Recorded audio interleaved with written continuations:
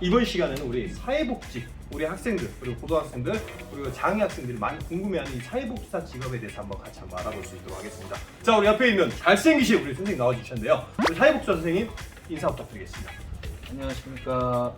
강원도 인제 임마누엘 직업재활원에서 일하고 있는 김바울 사회복지사입니다. 네, 안녕하세요. 네, 임마누엘 사회복지 기관이라고 있는데 설명을 좀 부탁드리겠습니다. 직업재활 시설은 네. 그 거주 생활시설에서 거주하시는 네. 장애인분들이랑 그 지역의 재가장애인분들이 오셔서 네. 일을 하신 노동의 대가를 받는 하나의 중소기업이라고 보시면 됩니다. 임가공 위주로 지금 진행을 하고 있습니다. 아, 그렇다고 하면 거기서 현재 생산하고 있는 물품들이 어떤 게 있을까요? 코로나 터지기 전에는 신세계백화점이나 그 이제 백화점에 이제 납품되는 쇼핑백을 위주로 했었는데 네. 그거는 그래도 좀 부가가치가 좀 높았던 사업이었습니다. 네. 그래서 그걸로 해서 저희 30명 정도 되는 장애인분들이 월급을 뭐 충분치는 않지만 어느 정도 이제 지급받을 수 있을 정도 수준은 됐었는데 네. 코로나로 이제 백화점이라든지 뭐 뭐 연세점 사업이 다 지금 스탑된 상황이라 네. 그 이후에는 저희가 돌파구를 찾아야 되기 때문에 소독 사업이랑 그다음에 마스크 관련된 인가공을 이제 수주를 따와서 지금 진행하고 있어서 뭐 전년 대비해서는 그래도 그렇게 크게 나쁘진 않게 진행되고 알겠습니다. 있습니다. 임마누엘 그 사업장 같은 경우에는 그 사회복지사 선생님들이 몇 분 정도 계시는 거죠? 저희는 이제 직원분들이 총 6명 있고 아, 6명. 그리고 네. 공인요원 사회복무원. 네. 그다음에 지방이라서 네. 일자리 사업이라고 해가지고 네. 이제 정부에서 지원 나오는 게 있어요. 네, 그거 맞습니다. 해서 이제 일자리 사업 선생님들에서 네. 총 이제 직원은 10분 정도. 아, 10분 정도 계시구나. 이제 사회복지사라는 게 예전에는 좀 접근성이 쉬웠고 네. 그리고 이제 자격증 취득이 좀 매우 쉬운 편이어서 네. 좀 연세가 있으신 분들도 이제 은퇴 후에 음. 이제 이 직업을 선택하는 경우가 많았는데 네. 이게 점점 국가고시로 변형이 되면서 취득하려면 학점은행제를 네. 꼭 음. 해야 되고 12학점 그다음에 대학 안 나오신 분은 24학점 나. 이런 식으로 해야 되기 때문에 이제는 소요되는 시간이 이제는 예전에 비해 많이 길어졌어요. 그리고 이제 기본적으로 자격증이 없으면 취업을 이제는 못해요. 예전에는 자격증이 없어도 네. 그냥 사회복지라는 게 특수한 직종이 아니라고 생각하고 사람들이 많이 접근을 했기 때문에 네. 많이들 이렇게 취업을 했었는데 네. 이제는 지자체에서도 기준이 사회복지 자격증이 있는 거랑 네. 없는 거랑 차이점을 딱 차별화를 명확하게 두어서 두니까. 취업을 시켜라라고 이제 공문이 네. 나와서 기본적으로 이제 자격증이 없으면 어렵고 향후 비전은 이게 사람과 대면해서 하는 이제 직종들이 계속 사라지고 있는 추세예요. 네. 뭐 예전에는 은행 지점이 많았는데 지금 은행 지점들이 많이 없어진 것 같이 없어지고 다 2층 올라가고 있습니다. 보험도 다 비대면으로 하기 때문에 실질적으로 대면해서 할 수 있는 직업들은 되게 한정적이고 네. 이 사회복지사라는 게 어찌됐든 사람과 대면해서 소통을 하고 감정을 교감해야 되는 직업이기 때문에 네.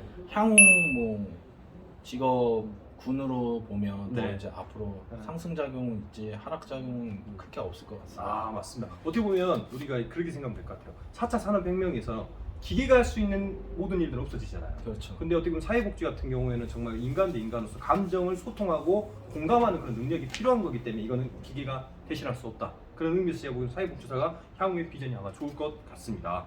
취업을 위한 필요 역량 같은 것 그런 부분들이 뭐가 있을까요? 근데 이제 사회복지사도 직군이 이제 너무 다양해서 네. 뭐 예를 들어서 저희 같이 직업재활 시설도 있고 복지관도 있고 생활시설도 있고 뭐 생활보호사도 있고 뭐 사무원도 있고 정말 너무 그죠? 다양해요. 청소년 복지도 있고 노인 복지도 너무 있고 많아서 네, 맞습니다. 이거를 뭐 포괄적으로 어떻게 역량이 필요하다고 이제 꼭 집어서 얘기할 수는 없는데 네. 기본적으로 이제 이 직종을 선택하면 그래도 사회복지라는 좀 약간 자기만의 신념을 갖고 해야 된다.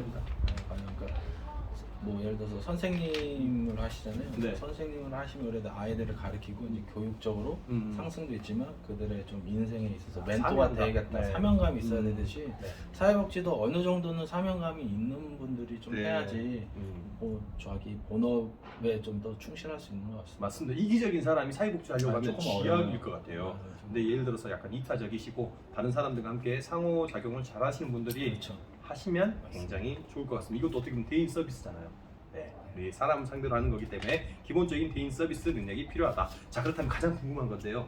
그렇다면 급여 수준은 급여 수준도 다양해요. 이제 사회복지사는 이제 공무원 급여보다 좀 네. 높다고 보시면 됩니다. 음. 나 호봉제이기 때문에 네, 호봉제. 호봉이 깡패입니다. 사회복지는 무조건 일찍 시작을 해야지 호봉이 일찍이나. 높아야지 급여가 높고 네. 직종마다 또 달라요. 그러니까 생활시설, 음. 직업재활시설, 그 다음에 뭐 복지관 다 다릅니다. 네. 그다음 직급에 따라 뭐 직책수당도 또 다르고 다 음. 다르고 또 이게 지역마다 또 급여가 아, 달라요. 시스템이. 시스템마다. 서울, 경기, 강원 다 다릅니다. 네. 저는 서울에도 있었고 경기도, 음. 강원 다 있었는데 강원도가 제일 높아요. 오. 지자체 흔히 말하는 그 장애에 대한 그 네. 마인드가 강원도는 훨씬 좋습니다.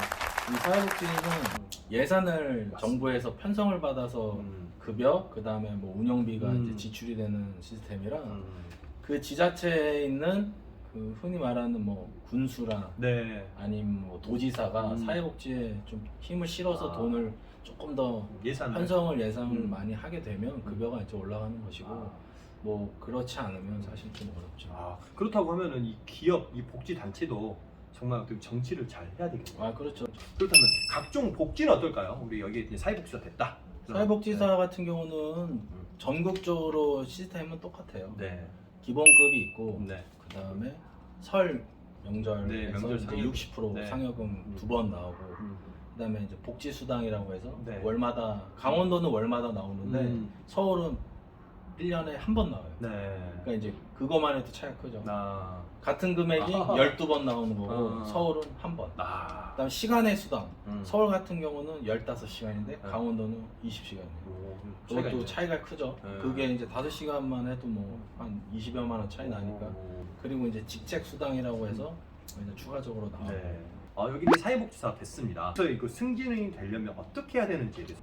법인이 있으면 그 법인 내에 단체가 있고 그 네. 단체 내에서 움직이는 거기 때문에 그 법인에 좀 오래 있어야지 오래 승진할 확률이 높습니다. 아. 그 법인에서 있다가 다른 법인 또 가 그러면 말 그대로 이건 좀 라인이 강하기 때문에 라인성이 좀 강하기 때문에 뭐 현실적으로 뭐 여기 있다 저기 있다 뜨내기식으로 간다고 하면 좀 승진이 어렵고 맞습니다. 좀 한 군데 좀 오래 있으면 네. 보통 승진이 조금 그 정치인들도 수월하죠. 보면은 이제 철새 정치인들이 그렇죠. 있잖아요. 그러면은 조금 거기서 정치도 해야 됩니다. 여기. 네, 좀 어쩔 수 힘들듯이 없습니다. 아무래도 그 사회생활은 다 똑같습니다. 맞습니다. 저는 적극 동감하지만 우리 또 이제 고등학생들, 중학생들 보기 무슨 라인이라든지 뭐 할 수 있지만 살다 보면 다 알게 됩니다. 자, 그리고 제가 좀 궁금한 게 지금 현재는 직업 제한이다 보니까 저는 정말로 이 직업이 정말 중요하다고 생각하거든요. 어떻게 보면 장애인들도 이런 직업을 통해서 자아실현하고 돈을 벌고 그 가운데 인간관계를 맺고 본인도 행복한 삶을 살 수 있다고 생각하는데 제가 보기에는 이제 경진 같은 경우에는 고용공단 그런 데를 연결을 잘하면 잘 취업이 되는 걸 봤습니다. 맞아요. 근데 중증 같은 경우에 정말 이 취업이 어떻게 보면 우리 학부모님들도 많이 보실 것 같은데 중증 장애를 가지고 있는 학부모님 그리고 그 당사자는 어떻게 준비를 해야 되는지. 이제 중증 장애인도 이제 좀 종류가 있기는 한데 이제 신체적으로 많이 불편하신 분들은 이제 사무직 쪽으로 이제 아. 준비를 하셔야 되고. 네네.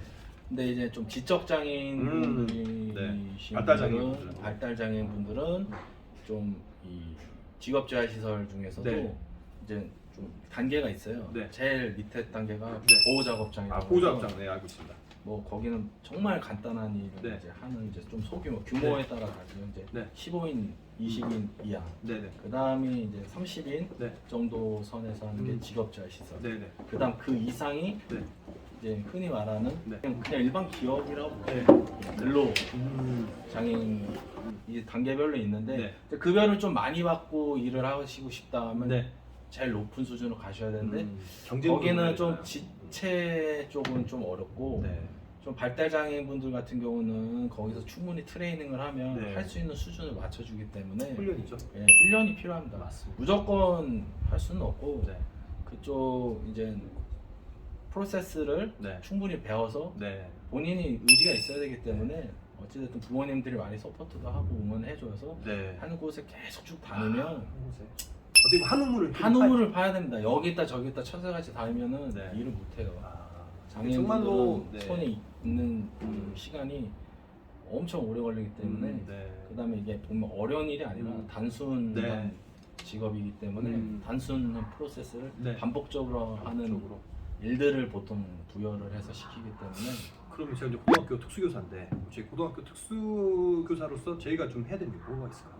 근데 꿈이라는 거는 그 맞습니다. 친구들도 그 친구들도 뭐 지금 뭐 바리스타 하고 싶지만 맞습니다. 뭐 현실에 그게 맞춰가지고. 현실에 맞춰서 바뀌기 때문에 맞습니다.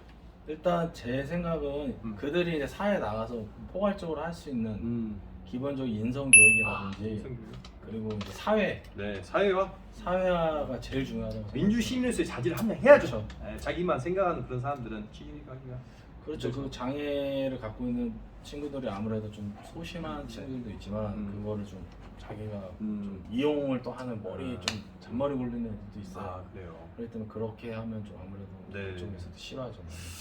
잘 알겠습니다. 사회복지 시설에서 이제 근무하시는 분들이 있고 또 사회복지 공무원들 있잖아요. 아, 그렇죠. 그럼 그거에 대한 차이는 어떻게 될까요?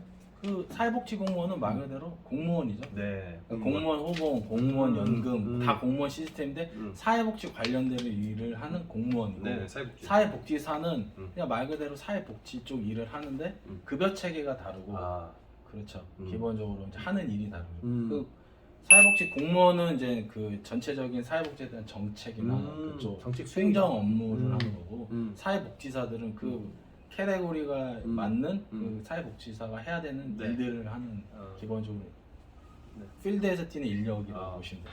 필드 그 카테고리 얘기하시는 거예요. 영어도 굉장히. 네, 알겠습니다. 필드. 앞으로의 이 복지는 어느 쪽으로 갈지에 대해서 한번 좀 안내해 주시죠. 우리나라 사회복지 시스템의 문제는 네. 지역 사회의 지역 사회와 음. 지역 사회에 상주하고 있는 그 기업들과의 연계로 아, 인해서 기업. 움직여야 되는데 우리나라는 지자체 음. 그리고 정부의 의존도가 거의 90%에 가까워요. 그러니까 예를 들어서 미국 같은 경우는 그 지역의 지자체라고 표현을 하자면 그 회사들이 기업들이 네. 의무 고용, 의무 기부, 릴레이션십이 아주 네. 다양하게 할 수 있도록 법이 제정돼 있어요. 관계 형성 잘해야 돼요. 그렇죠. 그 기업들에게 동기부여를 좀 해주면서 네. 자발적으로 음. 우리 사회복지 쪽 시설에 도움을 줌으로 해서 얻는 정말 세금적인 혜택이라든지 네. 그런 것들을 좀 강하게. 투명적으로 강하게만 해준다면 네. 기업들이 알아서. 서로 합니다. 근데 그런 것들이 지금 이루어지지가 않고 있기 때문에 사실 지자체에서 나오는 운영비로 운영한다는 건 사실 거의 불가능하고 그 기업 내에서도 많이 도움이 필요하고 두 번째로는 네. 사회복지사가 좀 역량을 강화를 많이 시켜야 돼요. 그러니까 사회복지사라는 그 직업 자체가 좀 정말 쉽게 들어오고 쉽게 나간다는 생각이 좀 사람들이 지배적이기 때문에 네. 좀 그 접근성을 좀 어렵게 해서 정말 이게 마음이 있는 전문직이구나. 전문직이라는 생각으로 들어와서 일을 하고 네. 그들이 이제 업무 역량을 강화할 수 있게 네. 그 기간 내에서도 많은 서포트를 해줘야 되는데 현실적으로 그렇게 안 하죠. 네. 그게 그런 게 문제인 것 같아요. 알겠습니다. 지금 현재 사회복지에 대한 전반적인 소개 그리고 향후에 대한 필터 그리고 현재 문제점을 잘 말씀해 주시면 좋겠습니다. 자, 그럼 마지막 질문 드리겠습니다. 우리 사회복지를 배우고 있는 대학생들도 있고 희망하는 고등학생들도 있습니다. 그럼 그 친구들이 지금 갖고 있어야 될 그 역량에 대해서만 조금만 설명해 주시면 감사하겠습니다. 좀 자기가 사회복지사로서 뭐 역량도 강화도 해야 되겠지만 신념을 갖고 해야 돼요. 네, 모든 직업이 다 마찬가지인 것 같아요. 자기가 사명감, 신념 없으면 누가 그 사람, 어떻게 영혼 없이 회사를 다니는 사람, 그렇죠. 그런 사람들은 기업에서도 다 알 뿐더러 맞아요. 어떻게 보면 이 조금만 가치를 보는 사람 동료들도 느낍니다. 이 사람이 이직할까, 다른 데서 할까, 뭐 그런 거에 대해 다 알아보기 때문에 정말 이 직업에 내가 가지면 정말 전문성을 가지고 뼈를 묻겠다는 생각을 가지고 열심히 하는 사람들 같은 경우는 결국에 승진. 맞아요. 자, 지금까지 우리 사회복지사 선생님, 우리 김과울 선생님 모시고 이렇게 했는데요. 정말 우리 그 기관의 컨셉을 들고 앞으로도 이렇게 사회복지의 발전을 위해서 앞으로도 더욱더 노력을 해주시면 대단히 감사하겠습니다. 이상으로 모두 마칠 수 있게 되겠습니다. 감사합니다.